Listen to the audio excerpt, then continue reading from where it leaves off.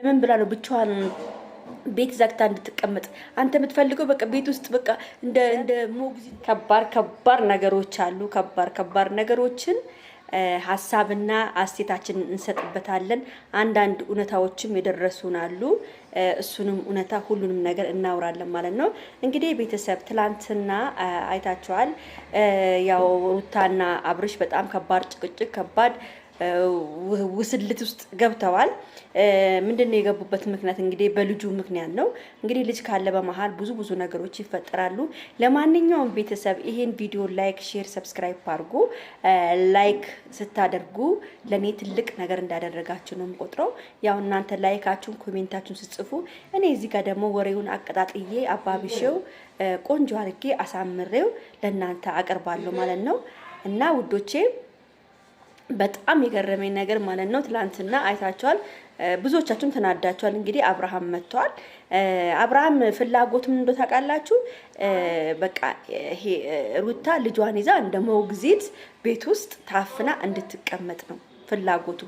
ይሄ ቀረ ወንድሜ ቀረ። ሴት ልጅ ላይ እንደፈለጋችሁ መጨማለቅና ውርጋጥ መሆን ቀርቷል ወንድማችን። አንተ ከሷ ጋር ስትለፋደድ እሷ ያንተ ልጅ ይዛ ቤት ውስጥ ኩርምት ብላ እንድትቀመጥ ነው ፍላጎት። አንቺን የሚፈልጉ ሰዎች ካሉ ቤትሽ መምጣት ይችላሉ። መብቷ ነው። የትም ልጇን ይዛ መሄድ ገና ነው። ልጁ እኮ ገና እኮ 7 ወር ያልሞላው ልጅ ነው። 7 ወርም 8 ወርም ይሙላው ልጅ ከእናት መለየት የለበትም። አንተ እንዴት ነው ከፈለገች እሷ መሄድ ትችላለች። ልጄን ማን ስለተፈጠረ ምን ስለተደረገ ነው ልጇን ላንተ ጥላላት ለሄርሜላ ጥላ የምትሄደው? ሄርሜላ ብትቆንጥጦስ ቁንጥጥ ብታረጉስ ሲያለቅስ የማን ያለ ሊባል ነው? እኔ በጣም ነው የገረመኝ። እሷ መሄድ ትችላለች። እሷን ጠልቶ ልጇን መውረድ የለም። ልጅ ነው። አዎ በአግባቡ ማየት ከፈለክ አሳያለሁ ብላለች። ከዛ የተረፈ የዘለቀ ሩታን የመናገር መብት የለህም። ልንገርህ በቃ አሁንም ቢሆን ልንገራችሁ። አሁንም ቢሆን አንዳንድ ሰዎች ለአብርሃም ለምንድን ነው ማቆም ካላችሁ፣ አብርሃም ወንድ ልጅ ነው። ለምንድን ነው የምቆምለት? ምን ዝሮ ነው የምቆምለት? ሁሌ የሴት በደል ነው። የሴት በደል ላይ ነው እኛ እንትን የምንለው። የራሱን የሆነ ፍቅር መርጧል። በቃ መርጧል። ፍቅሩን መርጧል። አፈቅሻለሁ ብሏታል። ያው ምሎ ከዚህ በኋላ ምንድነው የምትፈልጉት እናንተ? በቃ ከተለያዩ ሩታ አልፈልግም ከዚህ በኋላ አይንህን እንኳን ማየት አልፈልግም ብላለች። ትናንትና የሩታ ውሳኔ የሩታ አነጋገር በጣም ከባድ ነበረ። በቃ ብላለች፣ አንተ ከፈለክ ልጅህን አሳያለሁ፣ እኔ እናንተ ግን በጭራሽ ብላለች። በጭራሽ በጣም ነው የተሰማት። በጣም ውስጧ ቆስሏል። ትናንትና የሩታ ልብ እንደቆሰለ የሩታ ልብ ቁስል እንዳለ ትላንትና ባነጋገሯ ነው። በቃ ባነጋገሯ ነው። ልጅን አሳይሃለሁ ብላለች። ከሱ ጋር ምንም ወረቀት መግባት አልፈለገችም። ልጅን አሳይሃለሁ ብላለች። ልጁን ማየት መብት ነው ብለዋለች። እናቷ ጋር ደግሞ ሄዳ ማረፍ መብቷ ነው። አንተ አስፈቅዳ መሄድ የለባትም።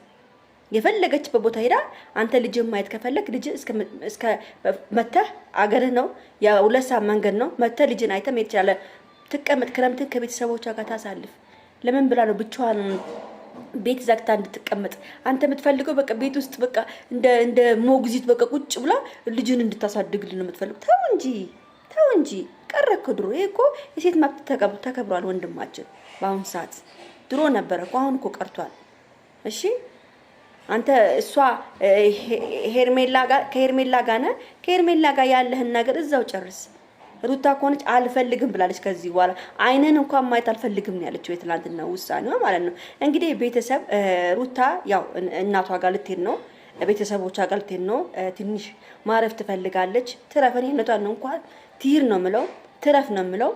ትላንት ደግሞ ከነዳኒ ጋራ ሩታዬ አንቺ ስታለቅሺ እኔ አንቺ ትቅጥል ነው ምለው። ምንም ብታጠፊ ምንም ብታደርጊ ታሳዝኝኛለሽ። ያው አንዳንዴ ድርጊትሽ ቢያናደኝም ቢያቃጥለኝም ግን አንቺ ስታለቅሺ ልቤ አብሮ ነው የሚያለቅሰው። ልቤ አብሮሽ ነው የሚያለቅሰው። እና ትላንትና እንግዲህ ዳኒ ከፍ ዝቅ አድርጎ ሲናገርሽ ደሜ ፈልቶ ነበር። ያው ዳኒ ልክ ነው፣ ማባረር የለብሽም ነበረ። ካጠገብሽ የሚቆሙት ሰዎች ማባረር የለብሽም። የአብርሃም ጓደኞች ሁሉም ወረኞች፣ ሁሉም አሽቃባጭ፣ ሁሉም ሌባ፣ ሁሉም ቀማኛ፣ ሁሉም ሆዳም ብቻ ነው። አንቺና አብርሃም አብራችሁ እንድትሆኑ ፍላጎት የሌለው ብቻ ነው ያለው። ገብታችኋል? ስለዚህ አንቺ አሁን ያለሽ እድል ምንድነው? ራስሽን ጠብቂ። ከቤተሰቦች ከሄደሽ ትንሽ አርፈሽ ጭንቅላትሽን አስተካክለሽ መጣት ያለብሽ። ሄርሜላ ደግሞ እዚህ ጋር ሄርሜላ ደግሞ በየሰው ቤት ይግደሽ በቤትሽ ላይ ሆነሽ የሩታን ስም ማንሳትም ሆነ ከፍ ዝቅ የማድረግ መብት የለሽም። በቃ ምርጫሽን መርጠሽ አብርሃምን ወስደሻል። አብርሃምን ከወሰድሽ በኋላ የሩታን ስም አታንሺ ከዚህ በኋላ በቃ ከዚህ በኋላ የሩታን ስም የማንሳት መብት የለሽም። እኔ አሁን ሩታ የራሷ የሆነ ሀሳብ አለ፣ የራሷ የሆነ ነገር ያዘጋጀችው ነገር አለ። እሱን እስከምታስተካክል ድረስ ነው። ከዛ በኋላ አብርሃም ነገርኳችሁ እኮ እኔ አልናገርም፣ ነገርኳችሁ። አብርሃም ቤቷ ድረስ እያለቀሰ ማሪኝ ብሎ ነው የሚመጣው። ብቻ ጠብቁ ብላለች። ጠብቁ። ሩታ ጀግና ነች፣ አንበሳ ነች።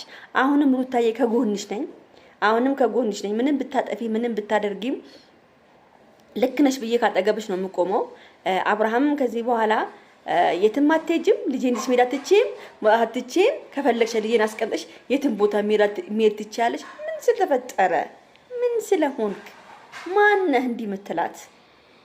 ከሄርሜላ ጋር እንደፈለክ ሆነ ሄርሜላን አስወልዳት ሂድና ትወልዳለች አለ ሄርሜላ አስወልዳት ሂድ።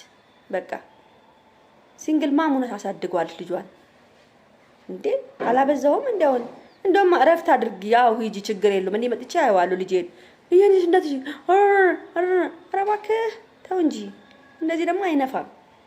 ለማንኛውም ቤተሰብ ይሄን ቪዲዮ ላይክ፣ ሼር፣ ሰብስክራይብ አድርጉ። በተረፈ ወዳችኋለሁ። ጸጉሬን እንግዲህ አያችሁ ጸጉሬን እንዴት እንደሚያምር ታፍዬ ጸጉርሽ ምናምን ስላላችሁ ይኸው ዛሬ ተሰርቼ መጣሁላችሁ። በተረፈ ወዳችኋለሁ።